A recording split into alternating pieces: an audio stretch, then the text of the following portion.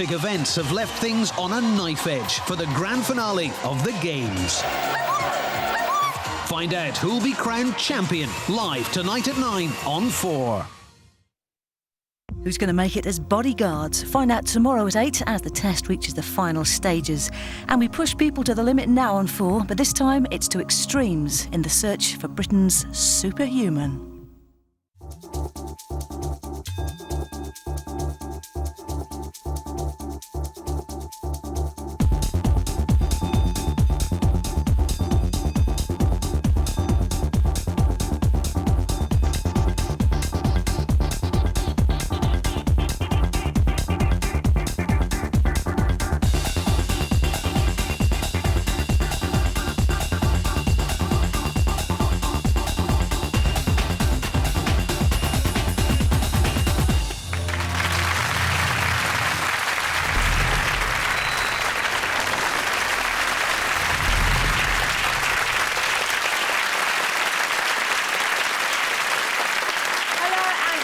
To Superhuman. We're here at London's Science Museum to find Britain's most perfect man and woman. From over 2,000 applicants, we selected 10 men and women who displayed superhuman potential. Over 5 weeks, we put them through a series of extremely gruelling tests, physical, mental and psychological, to weed out the weakest and reward perfection. There are eliminations along the way, and our final test will be conducted live here tonight, after which one man and one woman will be crowned superhuman and featured in a special exhibition here at the Science Museum. So let's meet the 5 men and 5 women who think they might just be superhuman. Male profile sequence initiated. Former Royal Marine Monty Halls describes himself as an explorer and adventure journalist. A qualified marine biologist, he leads diving expeditions to remote corners of the world. Ben Tristram is a qualified stuntman, gymnast and pilot. He's studying for his 2nd degree in physical science, and his lifetime ambition is to become an astronaut.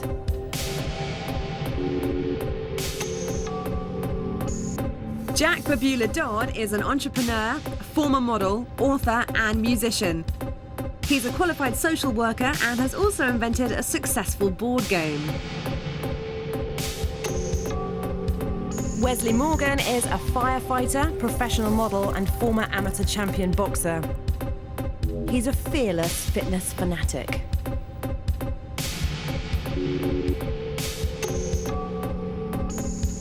Former Broadmoor psychiatric nurse Mark Andrews is an adrenaline seeker.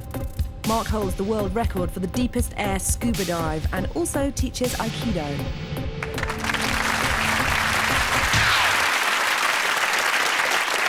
A great range of ability and expertise there, so it should make a very interesting competition. Time now to meet the women. Female profile sequence initiated. Nina Anderson is a high-level, multidisciplined athlete. She's also a qualified teacher and aerial circus performer.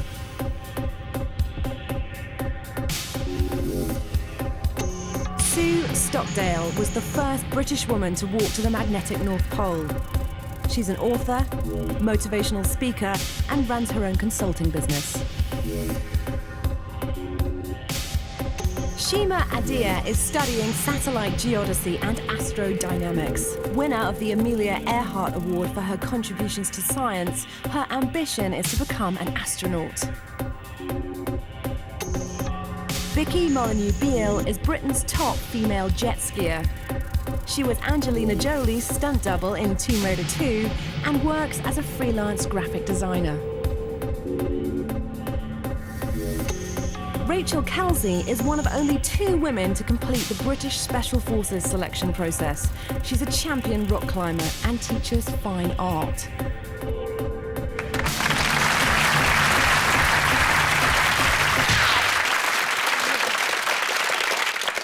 What a fantastic bunch of women. So there are the 10 potentials, all vying to be called superhuman. There'll be 12 tests in total, covering the whole spectrum of human capability, from fearlessness, memory and physical endurance to sleep control, attractiveness and even mortality. These key human functions were defined and monitored by our science consultant, Dr. Kevin Fong. So before the contestants thought the competition had even started, we decided to test their emotional intelligence without them even knowing. We arranged for them to be interviewed by a journalist about taking part in Superhuman. What they didn't know was that the journalists were actors, the room was rigged with hidden cameras, and occupational psychologists John Cooper and Joe Maddox were behind those cameras, analysing their every move. The first part of the test looks at conflict handling. Let's see how some of the contestants deal with being falsely accused of arriving late for their interview by our aggressive journalists, played by actors. Actually, can you do the interview first, then I'll come back in a bit. Nina Anderson, athlete.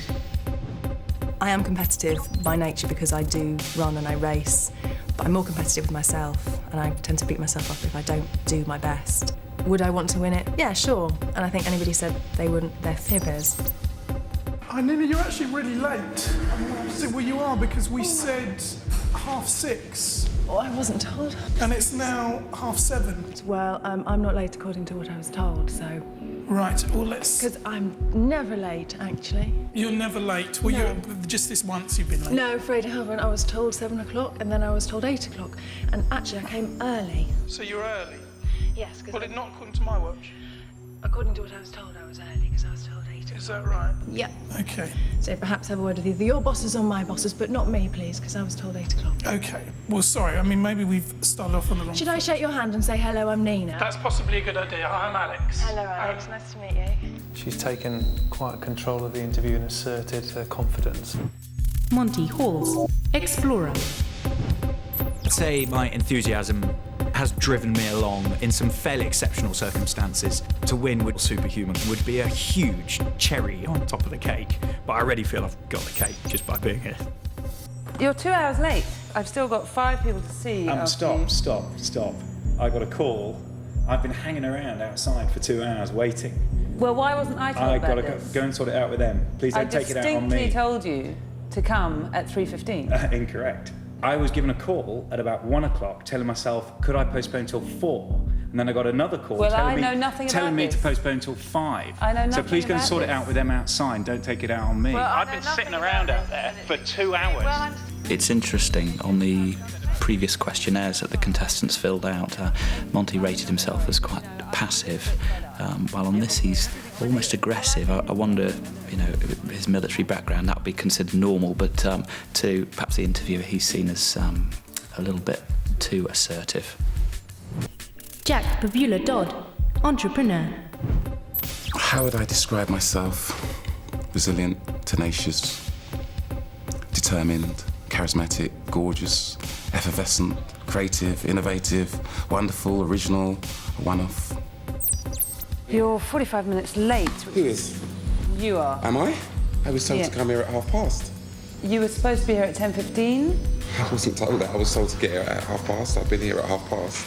I specifically sent emails to all of the people telling them Well, that. you better have a word with the young lady, because I'm not late, sorry. I was told to come here at past. Well, I got here at past. I'm Tony. Nice to meet you. He apologised, but at the same time he stuck to his position, so he was quite assertive. Emotions are created and managed in 2 separate parts of the brain. Our first response to a situation is a raw animal emotion that's created in a structure called the amygdala. This impulsive reaction is then managed in another region of the brain involved in consciousness called the prefrontal cortex. It's here that we decide how to act on our feelings. So emotional intelligence depends on how we turn these raw emotions into considered actions. The second part of our test looks at emotional resilience. How will the contestants cope with a more personal attack? Vicky Molyneux-Beale, champion jet skier. I wanted to take part in Superhuman because there are lots of things about me that I don't understand. And I think there are things that make me tick, that if I could be on top of things, I could be happier with myself. You've met the other participants. Yeah. Are you attracted to any of them? No, I've already been asked that, and I just see them as competition, really. So it's competition. So if you had to snog one of them, which one would it be? Nina. So what would your boyfriend think about this? That you sort of snogging another girl? I wouldn't want to snog no girl. I said I wouldn't want to snog anyone. You just said you wanted to snog Nina. See, no. this is, we can say in the press release that you have kind of these tendencies. No. But you wouldn't want your boyfriend to find out. No, you can't say that, because that's not true. Well, you can say if you want, but it's not true. But if you want something spectacular to say, then we can say that. Cheers. Okay. So. John, what's happening here with Vicky? Well, it looks like she feels she's lost out and her emotions are engaged. She's aggressive and then passive. Shima Adia, scientist. Well, I think I've got quite a good aptitude in a lot of different areas, and I've always thought I'm quite intuitive.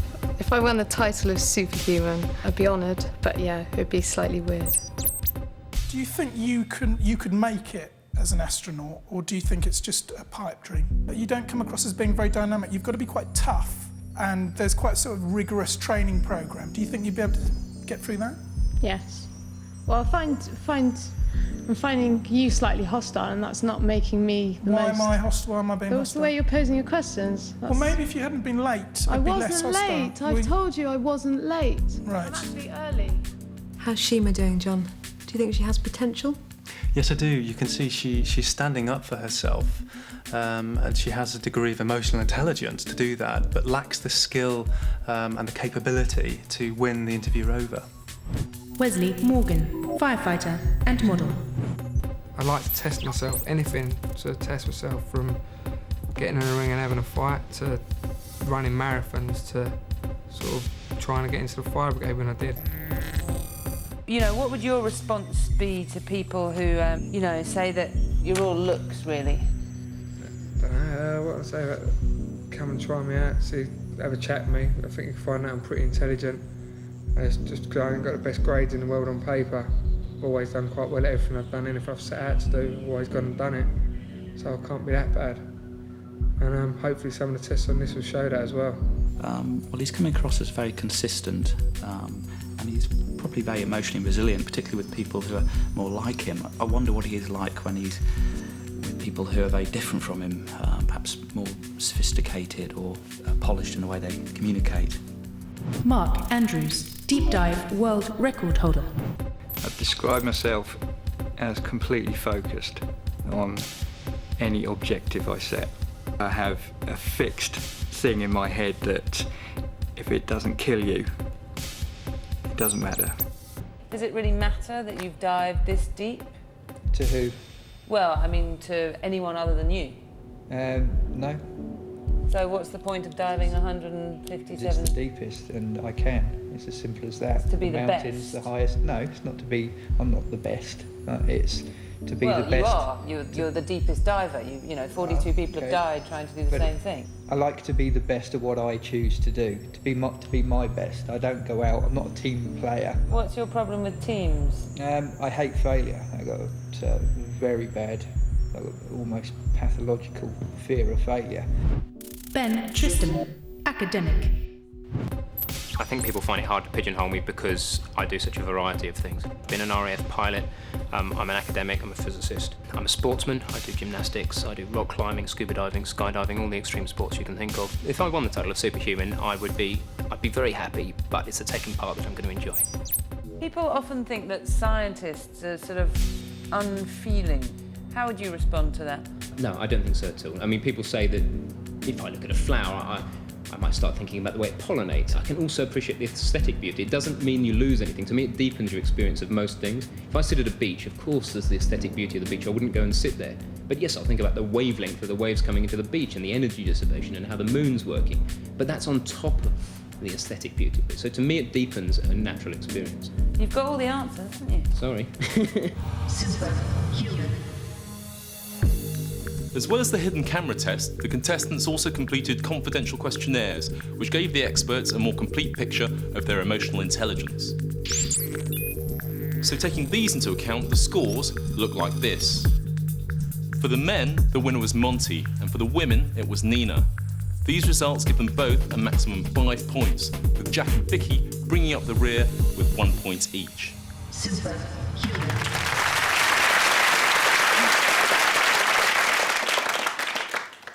Now, that was very sneaky of us, I know, and it was a difficult test for all of you, but some of you found it a little bit harder than others. Monty, I want to know how you could previously have described yourself as passive. Oh, well, I genuinely am, and I sort of surprised myself during the course of that interview. But one of the things was the build-up to it was masterful.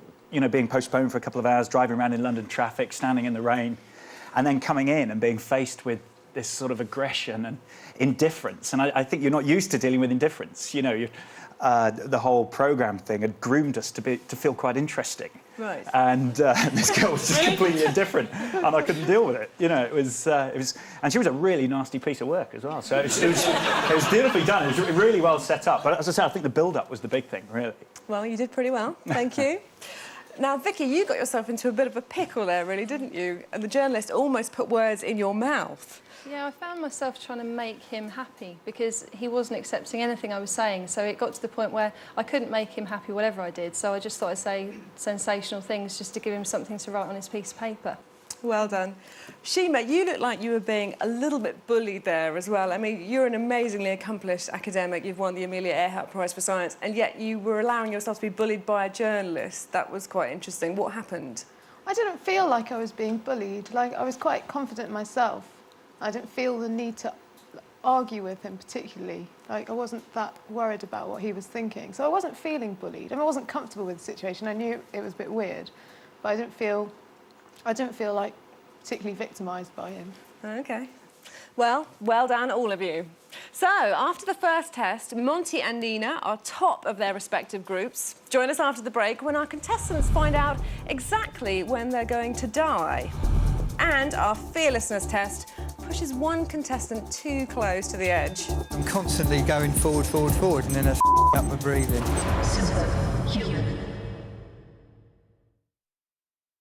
Tomorrow, the Mail on Sunday brings you the diet the whole world is talking about. Inside every copy, there's a free official Atkins diet book. It's the definitive guide to what you can eat and what you can't, plus mouth-watering recipes. It's an amazing world first. Get your official Atkins diet book free inside every copy of tomorrow's Mail on Sunday.